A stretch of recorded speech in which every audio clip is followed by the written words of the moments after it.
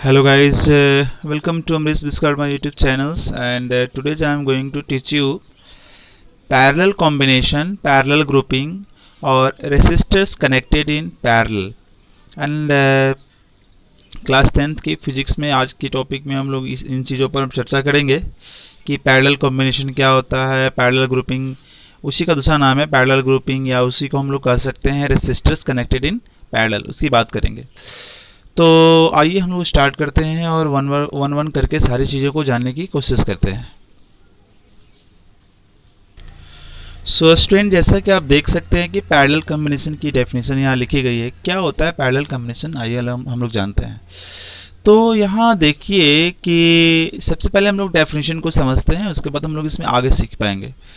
जैसे डेफिनेशन ये है कि टू और more resistors are said to be connected in parallel if one end of each resistor is connected at one common end, and the other end of each resistor is connected at other common points या common end, such that potential difference or we call voltage across each resistor is same। इसका मतलब ये हुआ student कि हमारे पास एक देखिए resistance ये है, एक रेसिस्टेंस हो गया, ये दूसरा रेसिस्टेंस हो गया, और ये मैंने थर्ड रेसिस्टेंस बना दिया। अगर मैं इसको R1 का दूं, R2 और इसको R3, ठीक है। अब इसके ये तीनों रेसिस्टेंस है, अगर इन तीनों रेसिस्टेंस का पहला एंड जो है, देखिए ये वाला एंड एक साथ कनेक्टेड कर दिया गया।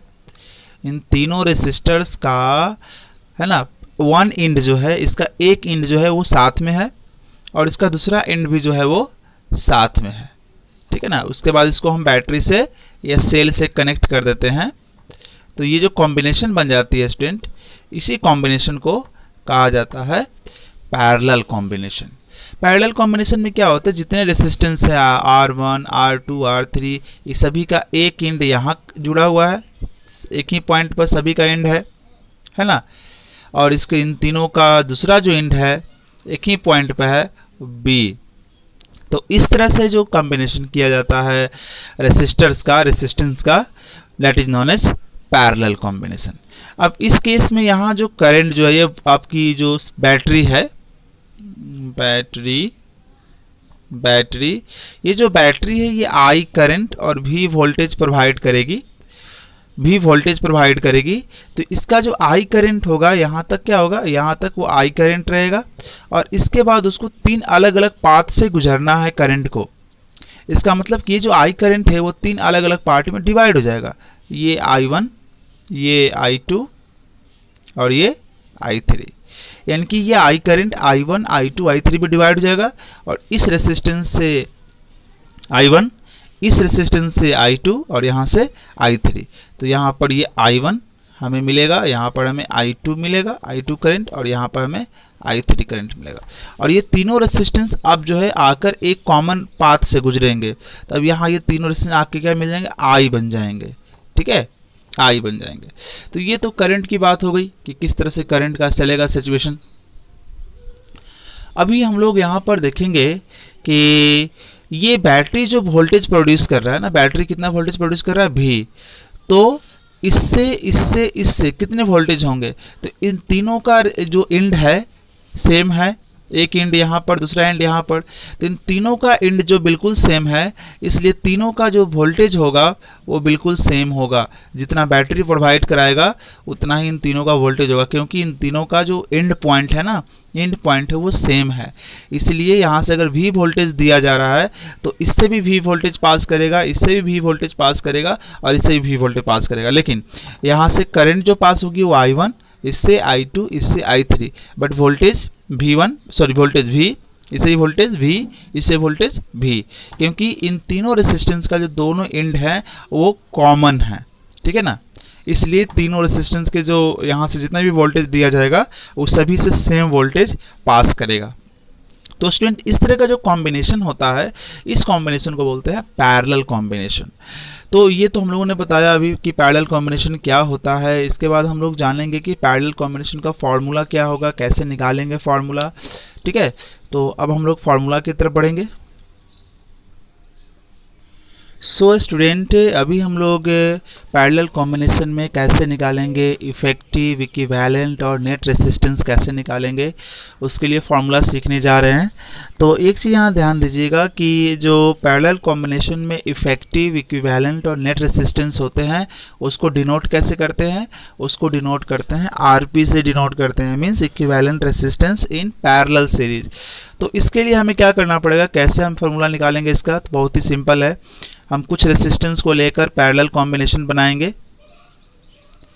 ये एक रेसिस्टेंस हो गया R1 और एक यहाँ पर एक और रेसिस्टेंस ले लिया जाए, हम लोग लेते हैं R2 और यहाँ पर एक और, ये हो गया हमारा R3। ठीक है स्टूडेंट, अब इसको हम लोग पैरेलल कॉम्बिनेशन में इस तरह से कंबाइन कर देते हैं और इसको सेल से फाइनली कनेक्ट कर देते हैं। फाइनली सेल से कनेक्ट कर दिया, ठीक है, इसको सेल से हम लोगों ने जोड़ दिया। अब यहाँ ध्यान देना है थोड़ा सा,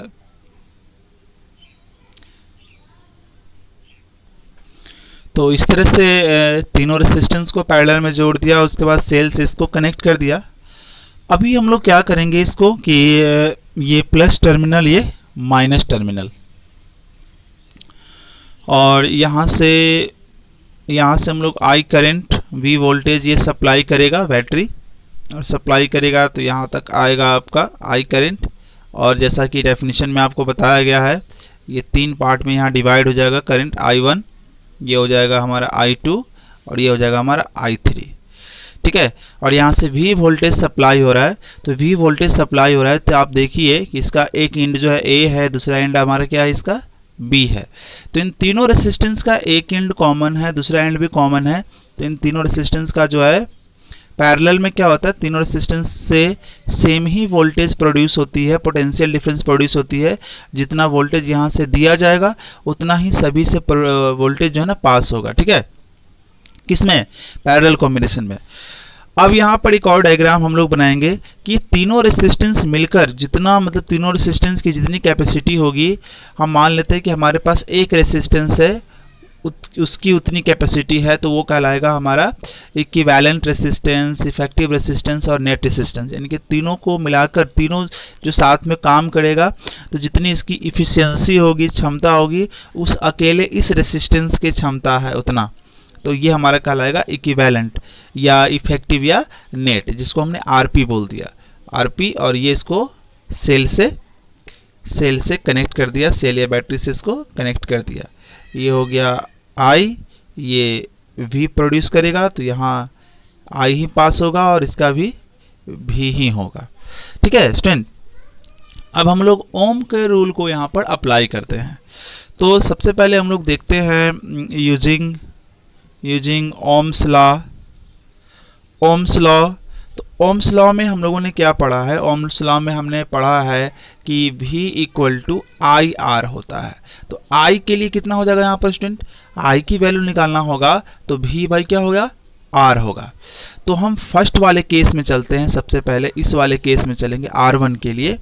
तो R1 के लिए चलेंगे तो हमें क्या मिलेगा, R1 से कितनी करंट पास हो रही है, फॉर्मूला देखो, इस पर हम लोग तोड़ेंगे, इसकी यूज़ करेंगे हम लोग। I चाहिए तो इससे कितनी I कर जा रही है, I1 और V, तो बैटरी जितना V देगी उतना ही सभी से V पास करेगा, इससे भी V उतना ही, इससे भी V, इससे भी V, यानी कि V का V ही रह जाएगा। और R, तो इसका R जो है वो R1 है, ये हमारा इक्वेशन नंबर 1 हो गया। इसके बाद इसके हम R2 की बात करेंगे। अब R2 की बात करेंगे तो R2 हमें I चाहिए, तो R2 से कितना करंट फ्लो कर रही है, I2, और उसके बाद हमें V चाहिए, तो यहाँ से V वोल्टेज सप्लाई किया गया, तो सबका V ही होगा पैरेलल कॉम्बिनेशन में, तो इसके लिए भी V ही चलेगा यहाँ पर। बट अब हमें R चाहिए, तो इसका R यहाँ पर हो जाएगा R2, और ये इक्वेशन नंबर हमारा 2 हो गया। इसके बाद हम लोग R3 के लिए अप्लाई करेंगे, फार्मूला R3 के अप्लाई करेंगे, तो ये हो जाएगा यहाँ पर I चाहिए हमें, तो इससे करंट कितनी फ्लो हो रही है, I3, और V, तो सबके लिए तो V सेम ही होगा, पैरेलल कॉम्बिनेशन है तो। और उसके बाद R चाहिए, तो यहाँ पर R हमारा हो जाएगा R3 हो गया, ये हमारा इक्वेशन नंबर 4 हो गया स्टूडेंट। ठीक है, अब हम इसको ऐड कर लेते हैं, adding equation. Adding equation 1, 2 and 3। तो ये I1 plus I2 plus I3 और यहाँ V by R1, V by R2 and V by R3 आएगा स्टूडेंट।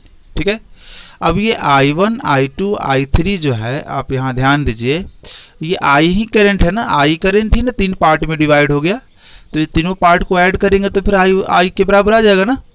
तो ऐसे इसको कहा जाएगा कि I ही 3 पार्ट में डिवाइड हुआ, तीनों पार्ट को ऐड करेंगे तो I के इक्वल हो जाएगा।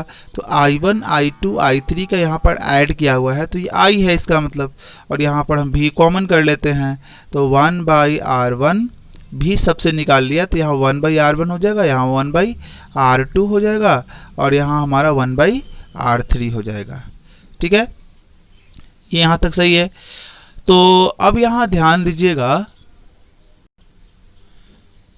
तो अगर हम ओम्स का लॉ ये इक्विवेलेंट रेसिस्टेंस के लिए निकालते हैं, if Rp equal to equivalent resistance of a parallel combination of R1, R2 और R3। ये R1, R2, R3 का जब पैरेलल कॉम्बिनेशन किया गया तो हमने माना है कि इन तीनों रेसिस्टेंस मिलकर जितना काम करेगा वो अकेला ये रेसिस्टेंस काम कर रहा है, तो इस अकेले रेसिस्टेंस को बोलेंगे इफेक्टिव, इक्विवेलेंट और नेट रेसिस्टेंस बोलेंगे। तो अगर ओम का लॉ यहाँ लगा दिया जाए, तो ओम के लॉ यहाँ लगा दिया जाए तो हमें I का फॉर्मूला क्या निकालना था, V बाई R पढ़े थे ना। तो यहाँ पर कितना करंट फ्लो हो रही है, I, फिर V, तो यहाँ पर V ही, और फिर हमें R चाहिए, तो यहाँ पर R क्या हो गया हमारा, Rp हो गया। ठीक है, तो अगर ये आ गया, मतलब इसके लिए ओम्स का लॉ लग गया, तो I equal to V by RP आ गया स्टूडेंट। अगर आप क्या किया जाए कि ये जो यहाँ पर आया, इसको अगर इक्वेशन हम मान लेते हैं 4, इक्वेशन 4 मान लेते हैं, और इस इक्वेशन 4 को जो है हम इसमें यूज कर लेते हैं। हमें क्या पता है, हमें पता है I equal to we know अभी हम लोगों ने निकाला है कि I equal to V into 1 by R1 plus 1 by R2 plus 1 by R3, ये पता है। और I की वैल्यू यहाँ से अगर रख देते हैं स्टूडेंट हम, तो 1 by RP equal to V into 1 by R1 plus 1 by R2 plus 1 by R3, ये भी से कैंसिल, यहाँ 1 आ गया, तो ये हमारा फार्मूला बन गया 1 by RP equal to 1 by R1 plus 1 by R2 plus 1 by R3। और ये पैरेलल कॉम्बिनेशन में जब हमारे बहुत सारे रेजिस्टेंस जुड़े रहेंगे तो कैसे हम निकालेंगे इक्विवेलेंट, उसका यहाँ पर हमें फॉर्मूला आ गया स्टूडेंट।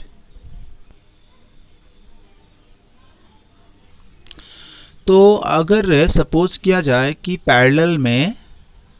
पैरेलल के केस में 2 रेजिस्टेंस को रखा गया है, 2 रेजिस्टेंस पैरेलल के केस में जोड़ा गया है, ठीक है, R1 और R2।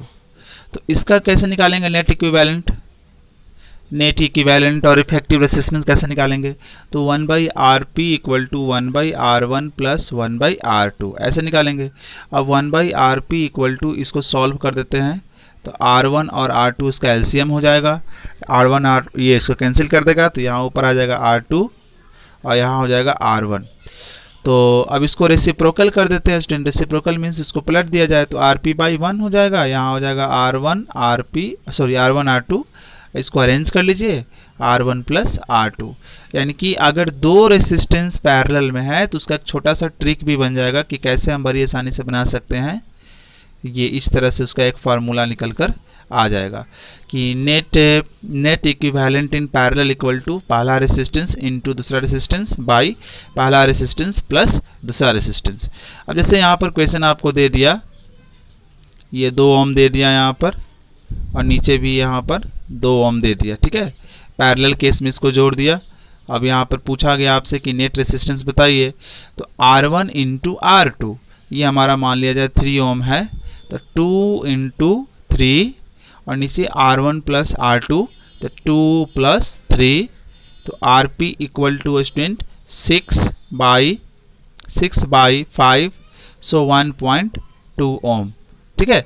1.2 ओम।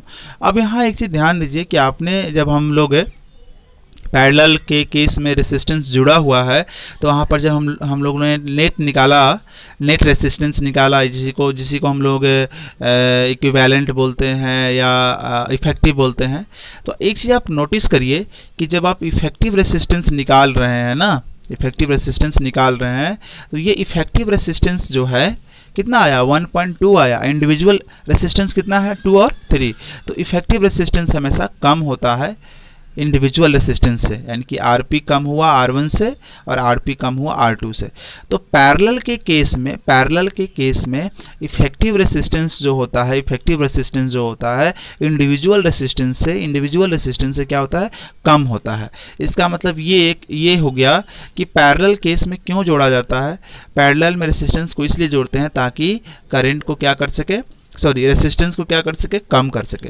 पैरेलल में बहुत सारे रेसिस्टेंस को इसलिए जोड़ा जाता है ताकि रेसिस्टेंस की वैल्यू को कम किया जाए, और रेसिस्टेंस की वैल्यू जब कम होगी तो ऑटोमेटिकली करंट की वैल्यू क्या हो जाएगी, बढ़ जाएगी। इसलिए बहुत सारे रेसिस्टेंस को पैरेलल के केस में जोड़ा जाता है। अभी स्टूडेंट हम लोग देखेंगे कि हमारे पास n ऐसे रेसिस्टेंस है, जैसे ये R है, ये भी कितना है R, ये R, और इस तरह से जो है, इस तरह से ये कितना हुआ, ये R हुआ, और इसको जोड़ दिया गया सेल या बैटरी से। यानी कि R रेसिस्टेंस के, सभी रेसिस्टेंस की वैल्यू सेम है, सभी की R ही वैल्यू है, ठीक है। सभी रेसिस्टेंस की वैल्यू जो है वो सेम है, और सभी को जोड़ा गया है किस केस में, पैरेलल के केस में। और यहाँ पर कितने रेसिस्टेंस हैं, n रेसिस्टेंस हैं, ये कुल मिलाकर n रेसिस्टेंस हैं, और सबको पैरेलल के केस में जोड़ा गया है, और सबकी जो वैल्यू है वो सेम है। तो टोटल रेसिस्टेंस कैसे निकालेंगे यहाँ पर, तो 1/RP equal to 1/R, R1 भी तो R ही है ना, 1/R2 फार्मूला होता है, तो ये तो R ही है। फिर उसी तरह से 1/R3, तो ये भी हमारा R ही है, डॉट n टाइम्स, क्योंकि n क्या है, रेसिस्टेंस आपस में जुड़ा हुआ है, ठीक है। n रेसिस्टर आपस में जुड़ा हुआ है। अब इसको सिंप्लीफाई कीजिए, 1/RP इक्वल टू, यहाँ 1/R ऐड करना है, कितने टाइम्स ऐड करना है, n टाइम्स, तो सीधे आप लिखेंगे n इंटू 1/R बोलेंगे, तो 1/RP इक्वल टू हो जाएगा n/R। और स्टूडेंट इसको रेसिप्रोकल कर लेते हैं थोड़ा सा। रेसिप्रोकल में क्या होता है, न्यूमरेटर बन जाता है डिनोमिनेटर, और डिनोमिनेटर बन जाता है न्यूमरेटर, तो RP/1 हो जाएगा, यानी कि सीधे RP लिखेंगे और यहाँ R/n हो जाएगा। यानी कि एक हमारे पास फार्मूला हो गया कि जब R रेसिस्टेंस, यानी कि इक्वल रेसिस्टेंस जो होगा ना, इक्वल n रेसिस्टेंस को, सब R रेसिस्टेंस है, सब इक्वल है, तो इक्वल n रेसिस्टेंस को आपस में जोड़ा जाएगा, तो उसका टोटल जो इफेक्टिव जो होगा, और इफेक्टिव हो गया या इक्विवेलेंट हो गया, वो कैसे निकालेंगे, तो गिवन रेसिस्टेंस बाय n करके उसको सॉल्व करेंगे। अभी स्टूडेंट हम लोग बात करेंगे कि जो पैरेलल कॉम्बिनेशन में हम बहुत सारे रेसिस्टेंस को जोड़ते हैं, तो क्या उसके एडवांटेज हैं, एडवांटेज क्या है, पैरेलल कॉम्बिनेशन में जोड़ने से एडवांटेज क्या है, डिसएडवांटेज क्या है। तो यहाँ एक चीज़ ध्यान है कि यहाँ पर इसके डिसएडवांटेज नहीं है, ओनली और ओनली इसके एडवांटेज हैं। तो पैरेलल कॉम्बिनेशन का पहला जो एडवांटेज है, आइए उसको हम लोग समझते हैं।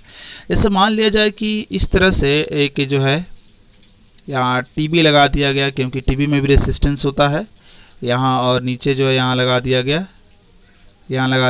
AC, और नीचे लगा दिया गया कंप्यूटर C, और ये सभी पैरेलल के केस में है। इनको सोर्स ऑफ एनर्जी यानी कि बैटरी या सेल से इसको जोड़ दिया गया, ठीक है। यहाँ से ये प्लस, ये minus, I current, V voltage यहाँ से जनरेट होगी, और ये I करंट और ये I करंट तीन पार्ट में डिवाइड हो जाएगा। करंट बढ़ जाता है, पैरेलल के केस में क्या होता है ना, करंट डिवाइड हो जाता है, बट वोल्टेज जो होगा ना, वोल्टेज तीनों से वोल्टेज क्या होगा, सेम रहेगा। ये पैरेलल केस में याद रखेंगे, और न्यूमेरिकल बनाते समय भी काफ़ी इंपॉर्टेंट है, समझ गए ना। करंट यहाँ पर डिवाइड हो जाता है, और वोल्टेज जो होता है, जितना यहाँ से वोल्टेज प्रोड्यूस होगा, वोल्टेज मतलब पोटेंशियल डिफरेंस, जितना यहाँ से प्रोड्यूस होगा वो सभी में आपका सभी के लिए सेम रहेगा। तो अब इसका पहला एडवांटेज ये है कि सपोज कीजिए कि इस तरह से चीज़ों को जोड़ दी गई, टीवी को, एसी को और कंप्यूटर को, और मे बी आपको टीवी वाली जो वायर है यहाँ पर गड़बड़ी आ गई, तो ठीक है ये रन नहीं करेगा, टीवी स्टॉप हो जाएगा वर्किंग करना, लेकिन करंट का फ्लो इधर भी जा रहा है, करंट का फ्लो इधर भी जा रहा है, करंट का फ्लो इधर भी जा रहा है। तो एक डिवाइस के ख़राब हो जाने से, एक डिवाइस के है ना, एक डिवाइस के ख़राब हो जाने से, यहाँ प्रॉब्लम आ जाने से दूसरे डिवाइस में करंट का फ्लो नहीं बंद होता है, दूसरे डिवाइस में करंट का फ्लो होते रहता है। इसलिए दूसरे डिवाइस जो है बड़ी आसानी से प्रॉपर्ली वो वर्क करते रहते हैं, दूसरे डिवाइस के वर्किंग पर कोई इफेक्ट नहीं पड़ता। ये इसका सबसे इम्पॉर्टेंट जो है एडवांटेज है। और उसमें सीरीज में हम लोग देखे थे कि एक डिवाइस में अगर गड़बड़ी आती है, ब्रेकडाउन आती है, तो फिर वहाँ पर करंट का फ्लो बंद हो जाता है और फिर दूसरे डिवाइस को भी करंट नहीं मिल पाती है, जबकि यहाँ ऐसा नहीं होता है। अगर एक डिवाइस में कहीं पर वायर फ्यूज हो गया या कुछ गड़बड़ी है या वर्क नहीं कर रहा है ये वाला पार्ट, तो करंट का फ्लो यहाँ बंद हो गया, बट करंट का फ्लो इस एंड और इस एंड से तो लगातार कॉन्टिन्यूसली होते रहेगा। मीन्स एसी और कंप्यूटर हमारा प्रॉपर्ली काम करते रहेगा। तो यहाँ डजेंट मीन कि एक के ख़राब होने से दूसरे हमें अफेक्ट भी होंगे, ऐसा यहाँ नहीं होता है। तो ये तो हो गया कि पहला एडवांटेज हो गया। और दूसरा एडवांटेज हम लोग देख लेते हैं। दूसरा एडवांटेज ये है कि जब हम अलग अलग इलेक्ट्रिक डिवाइसेस को, लाइक टीवी, एसी, कंप्यूटर को, हम अलग अलग चीज़ों को जब हम पैरेलल के केस में जोड़ते हैं, तो सभी डिवाइस को, जितने भी डिवाइस होते हैं, इन सभी डिवाइस को इनके नीड, सभी डिवाइस को वोल्टेज सेम मिलता है। ठीक है, सभी डिवाइस को, और भी बहुत सारे डिवाइस को अगर हम पैरेलल में जोड़ेंगे तो जितना वोल्टेज यहाँ से प्रोड्यूस होगा उतना ही वोल्टेज सबको मिलेगा। बट करंट यहाँ पर अलग अलग हो जाता है। करंट I1, I2, I3, ऐसा मत समझिए कि करंट यहाँ पर इक्वली हो जाएगा, इक्वली डिवाइडेड होगा, नहीं। अगर यहाँ टीवी, यहाँ भी टीवी है, उतना ही कैपेसिटी का यहाँ भी टीवी है, उतना ही क्षमता का यहाँ भी टीवी रहेगा, तो करंट इक्वली डिवाइड हो जाएगा। ठीक है, यहाँ ये ध्यान देना है कि वोल्टेज सबके लिए सेम होगा और करंट सबके लिए अलग अलग होगा। करंट जो है अलग अलग इनके नीड के अनुसार, इनको कितनी ज़रूरत है उसके अनुसार करंट यहाँ डिवाइड हो जाएगा। एसी को कितनी करंट की ज़रूरत है उसके अनुसार करंट यहाँ डिवाइड हो जाएगा। कंप्यूटर को कितनी करंट की ज़रूरत है उसके अनुसार करंट यहाँ पर डिवाइड होगा। यानी कि कहने का मतलब है कि जब पैरेलल केस में हम जोड़ते हैं ना बहुत सारे इलेक्ट्रिक डिवाइसेस को, तो क्या होता है वहाँ पर कि जितने भी इलेक्ट्रिक डिवाइस होते हैं वो अपनी अपनी रिक्वायरमेंट के अनुसार करंट ड्रॉ करते हैं। अपनी अपनी जितनी उनकी ज़रूरत होती है करंट के लिए, उतने करंट वो लेते हैं और प्रॉपरली वर्क करते हैं।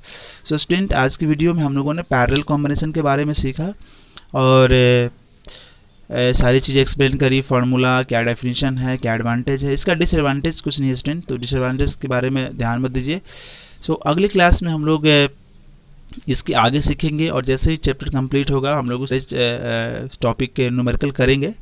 So thank you for watching and keep learning and stay healthy. Thank you.